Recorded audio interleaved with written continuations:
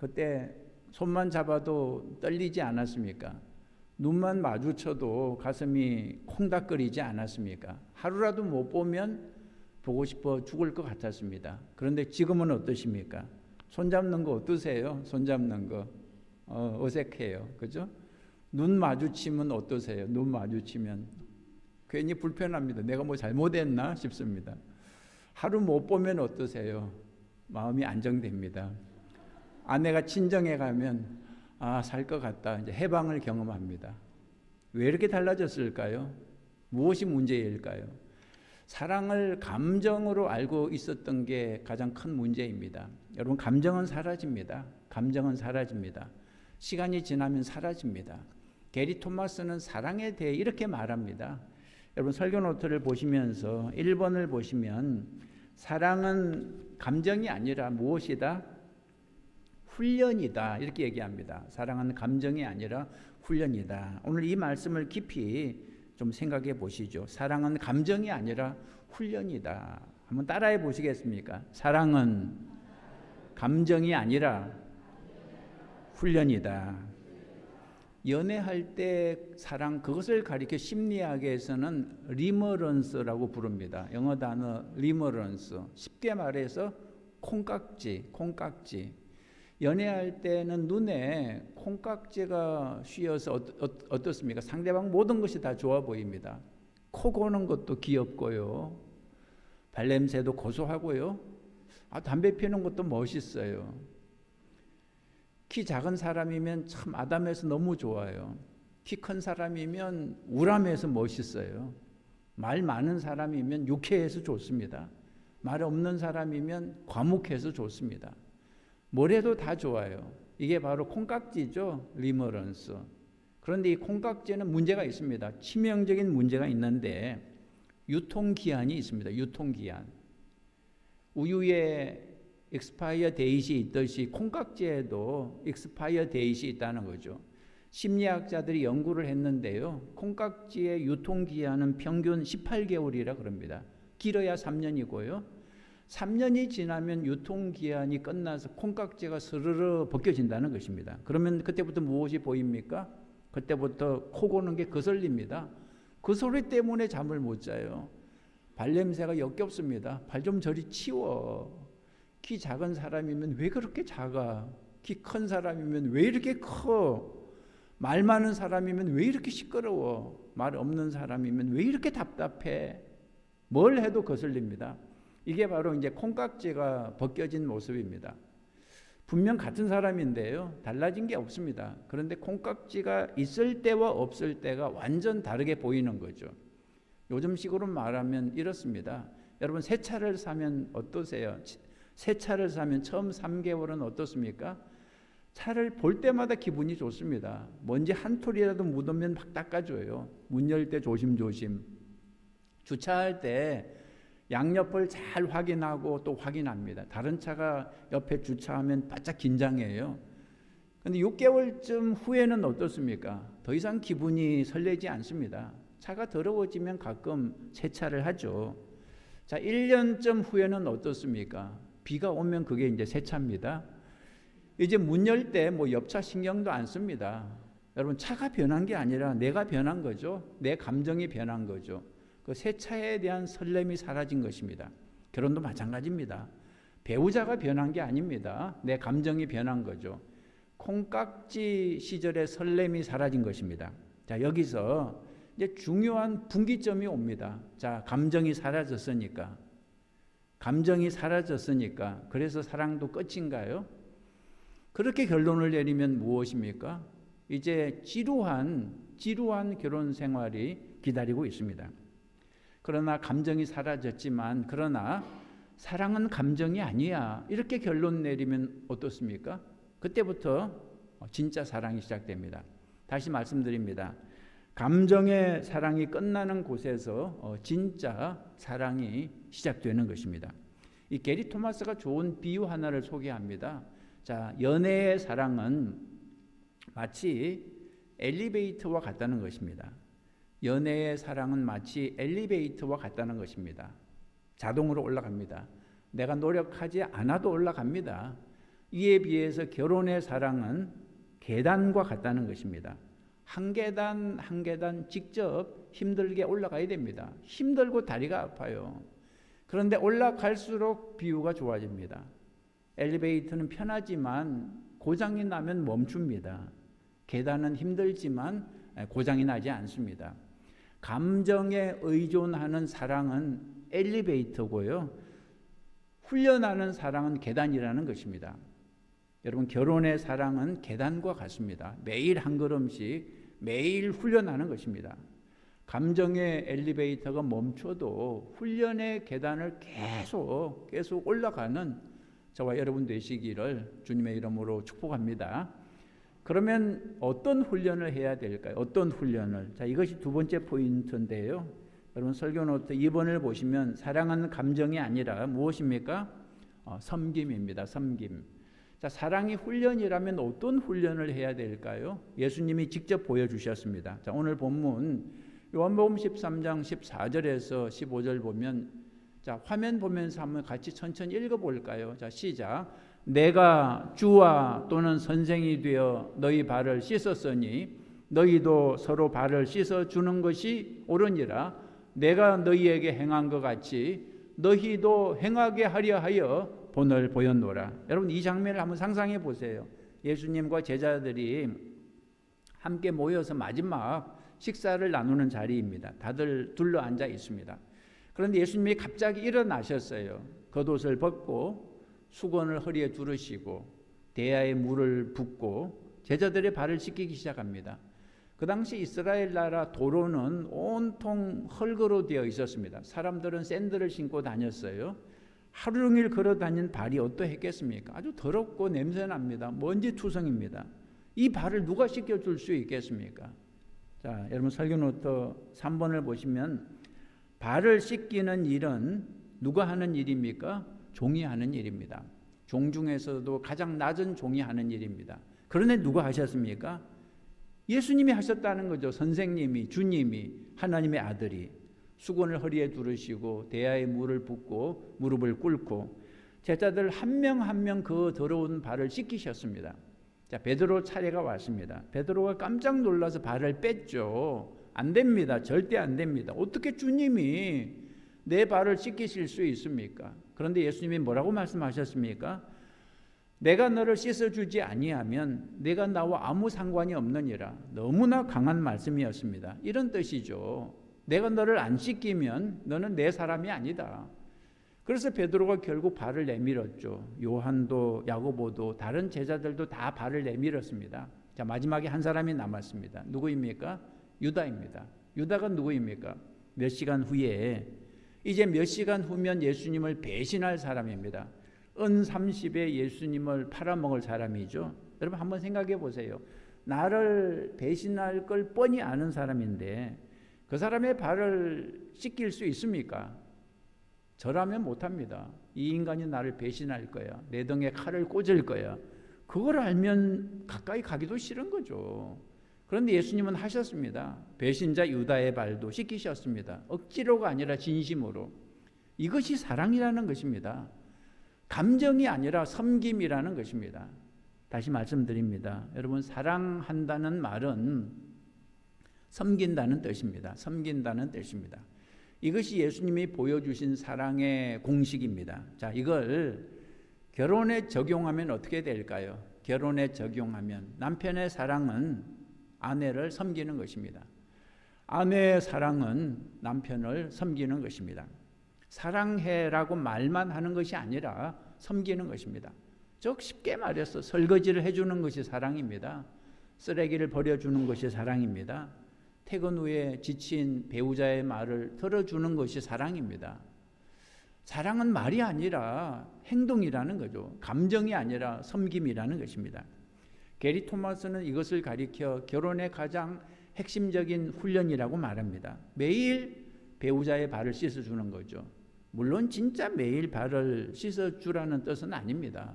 매일 배우자를 위해서 작은 섬김을 실천하라는 뜻입니다. 아침에 커피 한 잔을 타주는 거, 출근 전에 오늘도 힘내라고 말해주는 거, 저녁에 오늘 하루 어땠어? 라고 물어주는 거, 주말에 배우자가 쉴 수 있게 집안일을 해주는 거, 이런 것들이 매일의 발 씻기죠. 매일의 사랑 훈련입니다. 자, 여기서 한 가지 더 중요한 얘기가 있습니다. 게리 토마스가 이 책에서 한 챕터를 통째로 다룬 주제가 있는데요. 그것은 존경입니다. 존경. 영어로 honor죠. 에베소서 5장 33절에 이런 말씀이 있죠. 아내도 자기 남편을 존경하라. 베드로전서 3장 7절에 이런 말씀이 있죠. 남편들아 너희 아내를 더 연약한 그릇이요 또 생명의 은혜를 함께 이어받을 자로 알아 귀히 여기라. 남편은 아내를 귀히 여기라 했습니다. 아내는 남편을 존경하라 했습니다. 그런데 솔직히 한번 물어보죠. 매일 같이 사는 배우자를 존경하는 게 쉽습니까? 매일 같이 사는 배우자를 존경하는 게 쉽습니까? 쉽지 않습니다. 왜 쉽지 않습니까? 너무나 잘 알기 때문입니다. 처음에는 존경했죠. 멋있어 보였습니다. 능력 있어 보였습니다. 지혜로워 보였습니다.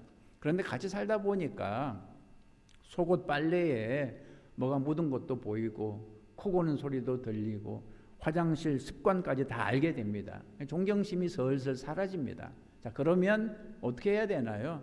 존경의 마음이 사라질 때 어떻게 해야 되나요?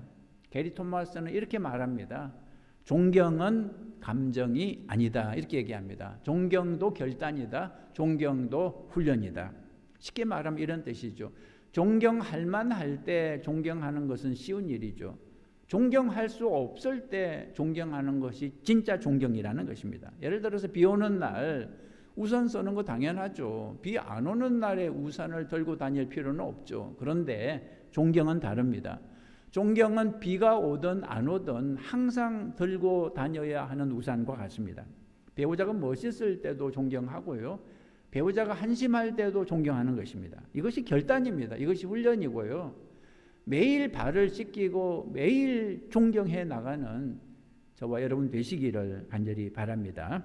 자, 그러면 사랑이 매일의 훈련이라면 구체적으로 어떻게 또 훈련해야 될까요? 이것이 네 번째 포인트인데요. 여러분 4번을 보시죠. 좋은 부부는 타고나는 게 아니라 뭐죠? 만들어지는 것입니다. 자, 비유를 하나 들어보겠습니다. 피아노 비유인데요. 여러분 콘서트홀에서 피아니스트가 연주를 하는데 아주 기가 막힌 연주 실력에 관객이 감동합니다. 눈물 흘립니다. 와, 천재야. 천재 타고났어. 어쩜 저렇게 잘하지? 정말일까요? 그 말이 사실일까요? 정말 타고난 것일까요? 저절로 된 것일까요?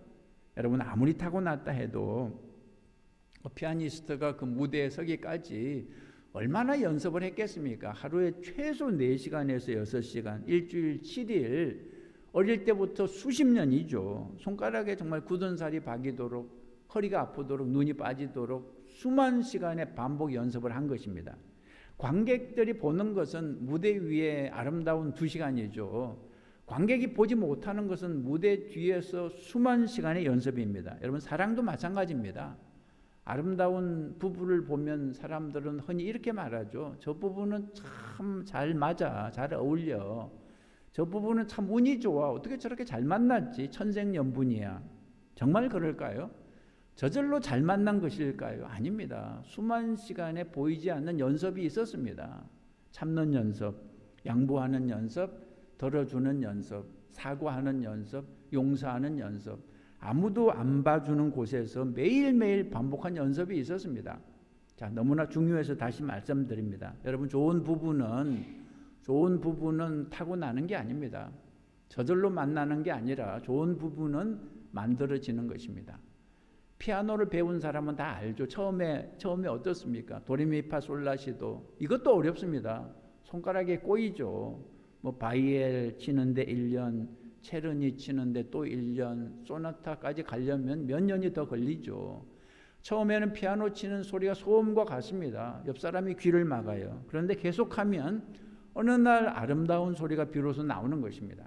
결혼도 마찬가지입니다. 처음에는 삐걱거립니다. 서로 안 맞습니다. 소리가 안 좋습니다. 그런데 매일매일 훈련하면 무엇이 나옵니까? 어느 날 드디어 아름다운 하모니가 나오는 것입니다. 그러니까 여러분 포기하지 마십시오. 지금 삐걱거리고 있는 것은 바이엘을 치고 있는 단계입니다. 아직 끝이 아닙니다. 나중에 소나타 연주가 등장하죠. 매일 훈련해서 아름다운 하모니가 마침내 나오는 여러분 되시기를 축복합니다.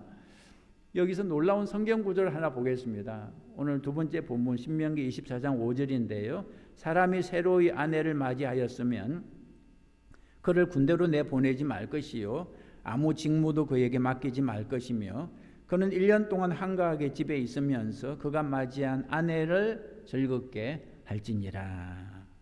하나님이 새로 결혼한 남편에게 명령하신 것이 무엇입니까? 여러분 설교노트 5번째 빈칸을 보시면 1년 동안 집에 있으면서 아내를 어떻게 하라? 즐겁게 하라. 새로 결혼한 남편은 1년간 군대도 면제, 노동도 면제였습니다. 오직 한 가지 의무만 있었는데 아내를 즐겁게 하라. 이것이 하나님의 명령입니다. 배우자를 행복하게 하는 것이 하나님이 주신 임무라는 것입니다. 게리 토마스는 이 구절을 강조하면서 이렇게 말합니다. 만약에 내 배우자가 불행하다면 그것은 내가 하나님의 임무를 제대로 수행하지 못하고 있다는 뜻일 수 있다. 이렇게 말합니다. 좀 뜨끔하지 않습니까? 아내가 불행한 건 지 성격 때문이지. 남편이 불만이 많은 건 지 성격 때문이지. 우리는 이렇게 흔히 생각합니다. 그런데 하나님은 뭐라고 말씀하셨습니까? 내가 배우자를 즐겁게 하라. 배우자의 문제라고 생각하지 말고 내가 배우자를 위해서 해야 할 일이 있다는 것입니다. 게리 토마스가 이런 얘기를 소개합니다. 미국에 한 유명한 목사가 있었습니다. 설교를 너무 잘해서 세계 곳곳에서 강연 요청이 들어왔습니다. 어느 날 싱가포르에서 아주 큰 행사에 설교자로 초청이 왔습니다. 사례비도 엄청나고요. 세계적인 무대였습니다. 그런데 마침 이 목사님의 아이가 막 새로 태어난 직후였습니다. 이 목사가 다음과 같이 말하며 거절했습니다. 아내와 갓난 아이를 두고 강연하러 가는 것은 사랑을 말하면서 사랑을 실천하지 않는 것입니다. 정중하게 거절했습니다. 세상이 보기에는 바보 같은 결정이었습니다. 이런 기회가 어디에 있다고 가서 하나님의 일을 해야지. 그런데 이 목사가 이렇게 말했어요. 아내와 자녀를 사랑하는 것에 실패하면서 다른 사람을 사랑한다고 말하는 것은 사기입니다. 이렇게 말했습니다. 여러분 이 말이 참 가슴에 꽂히지 않습니까? 다시 말씀드립니다. 교회에서는 봉사를 열심히 하면서 집에서는 배우자에게 무관심한 것은 마치 사기와 같다는 것입니다. 밖에서는 친절하면서 집에서는 무뚝뚝한 것은 마치 사기와 같다는 것입니다. 여러분 사랑의 첫 번째 훈련장은 어디입니까? 교회가 아니라 집입니다. 집에서 먼저 사랑을 훈련하고 그 다음 교회에서 사랑을 실천하는 거죠. 여러분 이 순서를 바꾸면 안 됩니다. 집에서 먼저 사랑하는 여러분 되시기를 바랍니다. 자, 그러면 이 게리 토마스가 실질적인 사랑의 훈련 메뉴를 알려줍니다. 사랑의 훈련 메뉴, 매일 실천할 수 있는 사랑의 훈련 4가지. 이 4가지는 별로 어렵지 않습니다. 그런데 매일 하는 것은 어렵습니다. 피아노 연습이 그렇죠. 뭐 도레미파솔라시도 어렵지 않습니다. 그런데 이걸 매일매일 연습하는 것은 어렵죠. 사랑의 훈련도 마찬가지입니다. 하나하나는 쉽습니다. 그런데 매일 하는 것이 어렵습니다. 자, 한번 시작해 보죠. 첫 번째가 배우자를 웃게 하라입니다. 배우자를 웃게 하라. 한번 따라해 보시겠습니까? 배우자를 웃게 하라. 신명기 24장 5절에서 하나님이 뭐라고 하셨다고요? 아내를 즐겁게 하라. 그죠? 즐겁게 한다는 것이 무엇입니까? 웃게 한다는 거죠. 우리 남편은 나를 잘 웃겨. 이 말이 최고의 칭찬입니다. 뭐 유머가 없어도 괜찮습니다. 억지로 뭐 웃긴 말을 할 필요도 없고요. 함께 웃을 수 있는 시간을 만들면 됩니다. 같이 재미있는 영화를 보거나 옛날 사진을 꺼내 보거나 함께 산책을 하거나 이번에 제가 갑자기 한국에 갈 때 처음에는 비행기표를 하나만 샀습니다. 제 표만 샀죠. 제 표만. 놀러 가는 것도 아닌데 상을 당해 가는 것인데 그리고 6일 만에 돌아오는 것인데 집사람까지 비행기표를 하나 더 사는 것은 정말 큰 낭비라고 생각했습니다. 그런데 집사람이 며칠 후에 집에 혼자 있는 게 무섭다고 그러더라고요. 같이 가면 안 되겠냐고. 옛날 같으면 솔직히 씨도 안 먹히는 소리였습니다.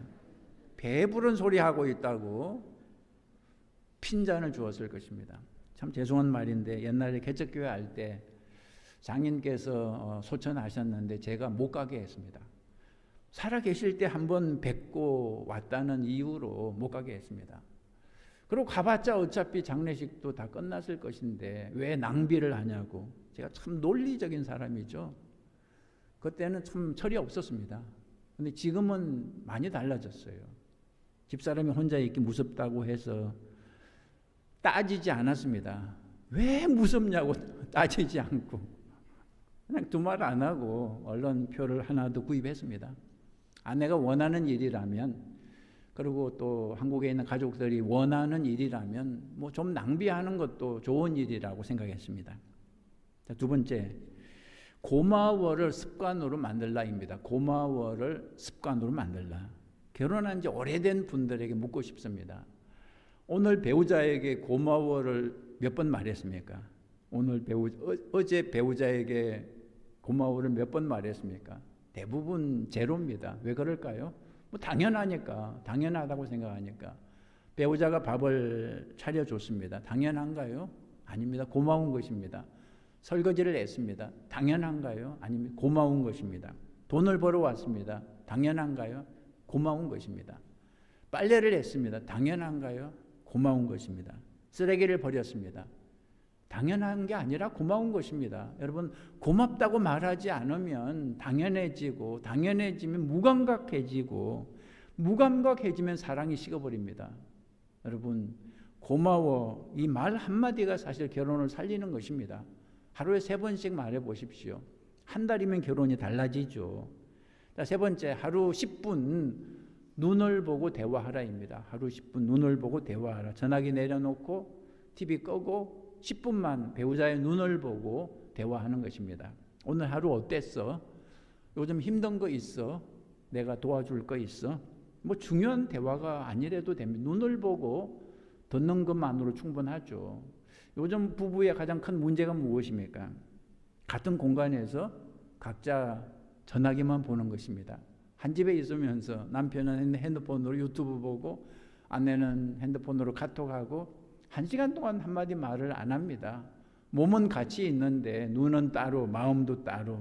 다시 말씀드립니다. 하루에 10분 스마트폰 대신 배우자를 보는 겁니다. 그 10분이 결혼을 살립니다. 자, 네 번째, 남들 앞에서 배우자를 칭찬하라입니다. 칭찬하라. 사람들 앞에서 배우자의 단점을 얘기하는 사람들이 있습니다. 우리 남편은 아무것도 못해요.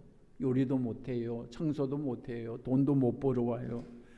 우리 아내는 잔소리가 끝이 없어요. 하루 종일 잔소리야. 귀에서 피가 날 지경이야. 농담처럼 말하지만 이런 말을 들을 때 배우자는 속으로 상처를 받는 것입니다. 반대로 남들 앞에서 배우자를 칭찬하면 어떨까요? 칭찬하면 우리 남편이 요리를 정말 잘해요. 우리 아내가 있어서 내가 참 사는 거예요. 우리 남편 같은 사람 또 없어요. 우리 아내가 최고예요. 이런 말을 들을 때 배우자는 힘이 생기는 것입니다. 여러분 잊지 마십시오. 남들 앞에서 배우자를 칭찬하는 것, 이것이 사랑의 실천입니다. 이것이 매일의 훈련입니다. 남들 앞에서 배우자를 흉보는 사람이 되지 말고 칭찬하고 감사하는 사람이 되시기 바랍니다. 말씀을 마치겠습니다. 여러분 오늘 설교의 핵심을 한 문장으로 정리하면 무엇일까요? 첫 번째, 사랑은 감정이 아니라 무엇이다? 훈련이다. 훈련이다. 다시 말씀드립니다. 사랑은 감정이 아니라 훈련입니다. 사랑의 감정은 유통기한이 있다고요. 콩깍지는 길어야 3년이고요. 감정의 사랑이 끝나는 곳에서 결혼생활이 끝나는 것이 아니라 진짜 사랑이 시작되는 것입니다. 자, 두 번째, 진짜 사랑은 섬깁니다. 섬깁니다. 예수님이 제자들의 발을 씻기셨듯이 매일 배우자의 발을 씻기는 것. 여러분 사랑의 첫 번째 훈련장은 교회가 아니라 집입니다. 집입니다. 세 번째, 좋은 부부는 만들어지는 것입니다. 타고나는 게 아니라 우연히 만나는 것이 아니라 매일의 훈련으로 만들어지는 것입니다. 서로 웃게 하고 고마워하고 눈을 보고 대화하고 칭찬하는 것입니다. 예수님이 보여주신 사랑은 십자가에 달리시는 사랑이면서 동시에 무릎 꿇고 발을 씻기는 사랑이었습니다. 십자가는 한 번이었습니다. 그러나 발을 씻기는 것은 매일입니다. 결혼에서의 사랑도 마찬가지입니다. 결혼식 날 서약은 한 번이죠. 죽을 때까지 사랑하겠습니다. 그런데 그 서약을 지키는 것은 매일입니다. 매일 발을 씻기는 거고요. 매일 섬기는 거고요. 매일 웃게 하고 매일 감사하고 매일 들어주는 것입니다. 이것이 사랑의 훈련입니다. 이것이 거룩한 결혼입니다. 다시 말씀드립니다. 거룩한 결혼은 콩깍지가 벗겨진 후에 비로소 진짜 시작되는 것입니다. 콩깍지가 벗겨졌다고 슬퍼하지 마십시오. 이제부터가 진짜입니다. 이제부터가 진짜 결혼입니다. 엘리베이터가 멈춘 후에 계단을 올라가는 것이 진짜 사랑이라고요. 포기하지 말고 열심히 훈련하시기 바랍니다. 피아니스트가 수만 시간 연습해서 마침내 아름다운 연주를 하듯이 우리도 매일 사랑을 연습해서 아름다운 결혼을 만들어 가야 됩니다. 여러분 오늘 이 자리에서 이제 사랑에 대한 관점을 바꾸시기 바랍니다. 사랑의 감정을 찾아서 더 이상 헤매지 말고 오늘 어떤 섬김을 실천할까를 찾아보시기 바랍니다. 마음이 식었어 이게 아니라 오늘 어떤 훈련을 할까, 이것이 결혼 생활입니다. 이번 한 주 사랑의 훈련을 한번 해보세요. 월요일에는 배우자에게 고마워 이렇게 3번 말하기, 화요일에는 배우자를 웃게 해주기, 수요일에는 10분 동안 눈 보고 대화하기, 목요일에는 남들 앞에서 배우자 칭찬하기, 금요일에는 배우자가 싫어하는 집안일 하나 해주기, 토요일은 배우자가 좋아하는 거 함께 하기, 주일에는 함께 예배드리면서 손잡고 기도하기. 7일간의 사랑 훈련을 한번 해보시기 바랍니다. 저와 여러분이 매일 사랑을 훈련하는 거룩한 부부가 되시기를 축복합니다. 저와 여러분 가정에 매일의 발씻김이 있고 매일의 감사가 있고 매일의 웃음이 있는 그런 사랑의 훈련장이 되시기를 주님의 이름으로 축복합니다. 기도하시겠습니다. 좋으신 하나님 아버지, 오늘도 말씀을 주시니 감사합니다. 저희에게 사랑이 무엇인지 다시 가르쳐 주셨음을 감사합니다. 사랑은 감정이 아니라 훈련이라는 것을 알게 해주셔서 감사합니다. 콩깍지가 씌었던 시절을 지나 콩깍지가 벗겨진 이 자리에서 진짜 예수님의 사랑을 시작하게 하여 주옵소서. 엘리베이터의 편한 사랑이 아니라 계단의 사랑을 하게 하옵소서. 예수님의 제자들의 발을 씻기셨듯이 저희도 매일 배우자의 발을 씻기는 섬김의 사랑을 실천하게 하옵소서. 배우자를 즐겁게 하라는 하나님의 명령을 잊지 않게 하옵소서. 밖에서는 사랑을 말하면서 집에서는 사랑을 실천하지 못하는 사기꾼이 되지 않게 하옵소서. 좋은 부부는 타고나는 것이 아니라 만들어지는 것임을 기억하게 하옵소서. 지금 사랑이 식어버린 부부에게 새로운 시작을 주시옵소서. 지금 서툴게 바이엘을 치고 있는 부부에게 소나타의 희망을 주시옵소서. 매일의 작은 훈련이 쌓여서 아름다운 결혼이 되게 하여 주옵소서. 이번 한 주 저희가 결심한 사랑의 훈련을 끝까지 잘 실천하게 도와주시옵소서. 월요일에는 고마워를 3번 말하게 하시고, 화요일에는 배우자를 웃게 하고, 수요일에는 눈을 보고 대화하고, 목요일에는 남 앞에서 칭찬하고, 금요일에는 싫어하는 집안일을 하고, 토요일에는 함께 즐거워하고, 주일에는 손잡고 기도하는 거룩한 한 주가 되게 하여 주옵소서. 주님, 저희 가정 안에 예수님의 사랑이 흐르게 하여 주옵소서. 저희 부부 사이에 섬김의 사랑이 흐르게 하여 주옵소서. 이 모든 말씀 우리 주 예수 그리스도의 이름으로 기도드립니다. 아멘. 준비하신 예물 하나님께 드리시겠습니다. 우리 다 자리에서 일어나실까요? 일어나서 야곱의 축복 같이 하시겠습니다.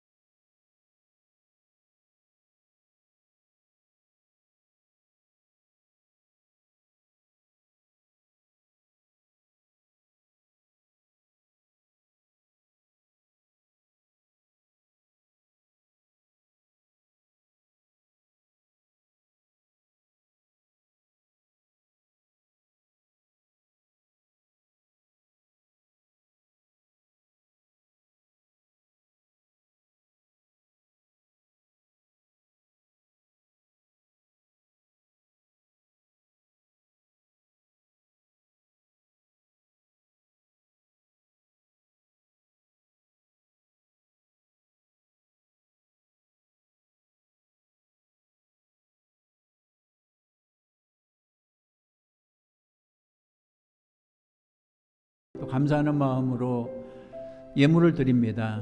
마음을 담아서 정성을 담아서 10의 1조를 드리고 또 감사 예물을 드리고 선교의 예물을 드립니다. 우리가 가지고 있는 여러 가지 걱정과 근심과 두려움을 주님 앞에 다 내려놓습니다. 하나님 아버지, 오늘 예물 드리는 하나님의 가족들, 우리 아이의 은혜교회 가족들 한 사람 한 사람 살펴주시옵소서, 도와주시옵소서. 두려움을 물리쳐 주시고 질병을 물리쳐 주시고 특별히 오늘 말씀대로 서로 사랑하는 부부가 되게 하시고 하나님의 사랑이 차고 넘치는 우리들 가정이 되게 하여 주시옵소서. 이제는 우리를 구원하시기 위해서 우리에게 사랑의 본을 보여주기 위해서 십자가를 지고 죽으신 예수 그리스도의 은혜와 아버지 하나님의 무한하신 사랑과 성령님의 도우심이 오늘 말씀을 받고 이제 이 말씀대로 살아갈 것을 순종하고 실천할 것을 결단하고 돌아가는 우리 모두 위에, 우리 가정 위에, 자녀들 위에 지금부터 영원까지 함께 하시기를 간절히 축원하옵나이다. 아멘.